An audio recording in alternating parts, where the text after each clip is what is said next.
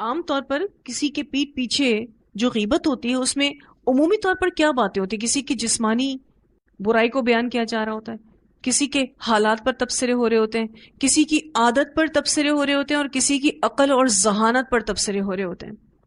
اور یہ سب کچھ انسان حسد کی وجہ سے کرتا ہے. کہیں نہ کہیں اس کے دل میں اس کے لیے حسد ہے، تبھی وہ کر رہا ہوتا ہے. تو غیبت کے پیچھے بیسیکلی جڑ کیا ہے اس کی؟ حسد. اب کوئی ہمارے سامنے غیبت کر رہا ہو تو خود کو کیسے بچائیں گے؟ غیبت سے بچنے کے لیے کیا کرنا ہوگا؟ اگر آپ اس کو روک سکتے ہیں تو روکیں. اتنا پاور ہے تو اپنا پاور استعمال کیجیے. یا پھر اس کی بات میں انٹرسٹ نہ لیں، مجبور ہیں، بیٹھنا پڑ رہا ہے، کیا کریں؟ تو شوق نہ ظاہر کریں. اگر پاسبلٹی ہو تو کوئی اچھا گمان دلوا دیں، پازیٹیو کر سکتے ہو تو کر دیں. ایک اور حل یہ ہے کہ دعا دے دیں کہ اللہ اس کے اور ہمارے حال درست فرمائے. اب جو غیبتیں ہو گئی ہیں ہم سے، اس کا کیا؟ اس کے لیے استغفار کریں، خوب اللہ سے استغفار کریں. ہمیں نہیں معلوم ہم نے کتنی غلط باتیں اپنے نامہ اعمال میں لکھوا لی. اور ایسے لوگوں کی کمپنی سے بچیں جو غیبت کرتے ہیں. Avoid them completely. کوشش کر سکتے ہیں تو بس دعا سلام کے حد تک رکھیں، کیونکہ کچھ لوگوں کی عادت ہوتی ہے وہ پبلک کو ڈسکس کرتے ہیں، اس میں غیبت ہی ہوتی ہے. پھر اچھائی اور برائی کے سینس کو ڈیولپ کریں. کیا صحیح ہے کیا غلط ہے، اس سینس کو تھوڑا چمکائیں. بس اوقات ہم فلٹر ہی نہیں کر پا رہے ہوتے کون سی بات صحیح تھی کون سی بات غلط تھی. بات کو گھما سکتے ہیں تو گھما دیں، کیونکہ یہ بھی کوئی اتنا مشکل کام نہیں ہے. ٹاپک چینج کر دیں، کسی اور موضوع پر بات کرنا شروع کر دیں. پھر اس طرح کی آیت کہیں لکھ کر بھی لگا سکتے ہیں. لوگ ڈر جاتے ہیں آیتیں دیکھتے ہیں. غیبت نہیں کرو. اور ساتھ میں یہ والا حصہ، أَيُحِبُّ أَحَدُكُمْ أَن يَأْكُلَ لَحْمَ أَخِيهِ مَيْتًا فَكَرِهْتُمُوهُ.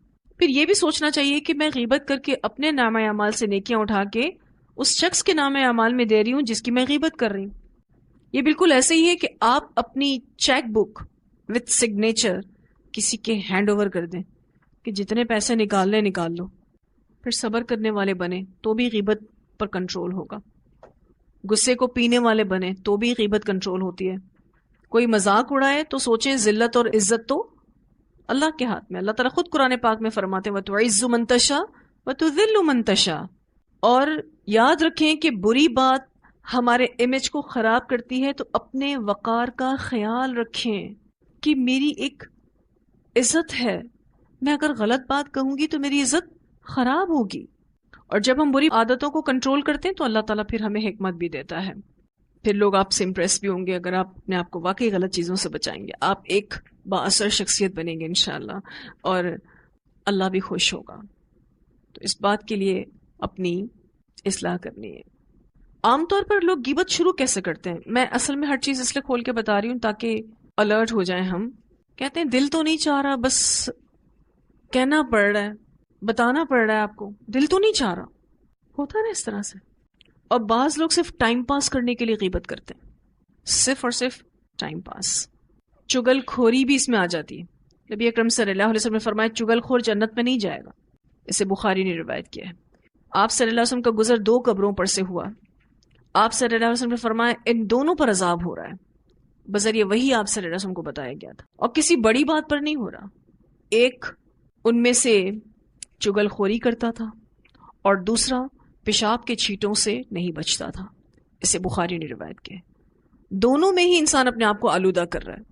جب پیشاب کے چھینٹے اپنے اوپر پڑتے ہیں تو بھی انسان آلودہ ہوتا ہے، اور جب انسان چگل خوری کرتا ہے تو بھی وہ اپنے نامہ اعمال کو آلودہ کر رہا ہوتا ہے، اور اس سے عذاب قبر ہو رہا تھا. پھر غیبت کی حرمت کی استثنائی صورتیں بھی ہیں. مثلا اگر راویوں کے بارے میں عیب اور ثواب بیان کرنا ہے تو واجب ہے، جس پر حدیثوں کا ذخیرہ ہوا ہے. ایکچولی اس عیب کو بتانا اس لیے ضروری ہے تاکہ امت گمراہی سے بچے. جیسے علوم الحدیث جب ہم پڑھتے ہیں تو ہمیں پتہ چلتا ہے کہ راویوں نے، جو حدیث کے راوی تھے، انہوں نے اگر کسی نے جھوٹ بول کے حدیث کو آگے پہنچایا تو لوگوں نے اس کو جھوٹا کہا ہے تاکہ امت گمراہی سے بچے. اسی لیے جو راوی ہوتے ہیں وہ عیب بتاتے ہیں کہ بھئی اس کی حدیث نہیں لینا، تاکہ نان اتھینٹسٹی کو بتایا جا سکے. پھر برائیوں پر تنقید کرنا جو فسق و فجور پھیلا رہے ہوں. جیسے معاشرے میں برائیاں عام ہوتی ہیں تو جب ہم اس کو ایز ڈسکشن لیتے ہیں کسی کا نام لیے بغیر، تو یہ غیبت نہیں ہوتی. کسی کا رشتہ ہو رہا ہے اور آپ بتا رہے نہیں اس میں تو یہ عیب ہے، تو یہ بھی غیبت نہیں ہے، جائز ہے. کاروباری اشتراک میں یعنی کسی کو بزنس پارٹنر بنانا ہے تو بتایا جا سکتا ہے کہ اس شخص میں یہ عیب ہے. ایون گھر خرید رہے ہیں تو گھر کے بارے میں بھی بتایا جا سکتا ہے. کسی شخص کے شر سے بچنے کے لیے اپنے مومن بھائی کو اس کے شر سے مطلع کر دیتے ہیں تاکہ وہ اس سے بچ سکے. جیسے کہ نبی اکرم صلی اللہ علیہ وسلم کے گھر پر ایک شخص آیا تھا اور آپ نے حضرت عائشہ سے کہا تھا کہ یہ اپنے قبیلے کا سب سے برا انسان ہے. پھر حضرت محمد صلی اللہ علیہ وسلم بڑے اچھے سے ملے اس سے، تو حضرت عائشہ کہتی ہیں ابھی تو آپ مجھے کہہ کر گئے تھے کہ یہ اپنے خاندان کا سب سے برا انسان ہے. تو کہا ٹھیک ہے، وہ تمہیں صرف الرٹ کیا ہے کہ اگر میری غیر موجودگی میں وہ آتا ہے تو تم سنبھل جانا. باقی آپ صلی اللہ علیہ وسلم نے اپنا اخلاق اچھا رکھا. پھر اپنی ظلم کی شکایت اگر کوئی کرتا ہے کہ مجھ پر یہ ظلم ہوا ہے تو وہ بھی غیبت نہیں ہے. بس ہمیں اپنے مسلمان بھائی کی عزت کا خیال کرنا ہے. ایک ایسی حدیث جو میں اس ٹاپک کے آخر میں سنانا چاہ رہی تھی کہ سیدنا جابر بن عبداللہ رضی اللہ تعالیٰ عنہ بیان کرتے ہیں کہ ہم نبی اکرم صلی اللہ علیہ وسلم کے ساتھ تھے کہ ایک بدبودار لاش کی بدبو بلند ہوئی تو رسول اللہ صلی اللہ علیہ وسلم نے فرمایا کیا تم جانتے ہو کہ یہ بدبو کیسی ہے؟ یہ ان کی بدبو ہے جو مومنوں کی غیبت کرتے ہیں. اسے مسند احمد نے روایت کیا. کیسا گناہ ہے یہ غیبت کرنا، قبروں میں بھی جان نہیں چھوڑے گا. اللہ ہمیں اس سے محفوظ رکھے، اللہ ہماری زبانوں کی حفاظت کرے. اللہ سے ہم اپنی تمام غلطیوں اور کوتاہیوں کی معافی مانگتے ہیں. اللہ ہمارے نامہ اعمال کو اپنے رحم و کرم سے صاف کر دے، اور ہم کوشش کریں کہ ہمارے اندر اب یہ برائیاں نہ آئیں.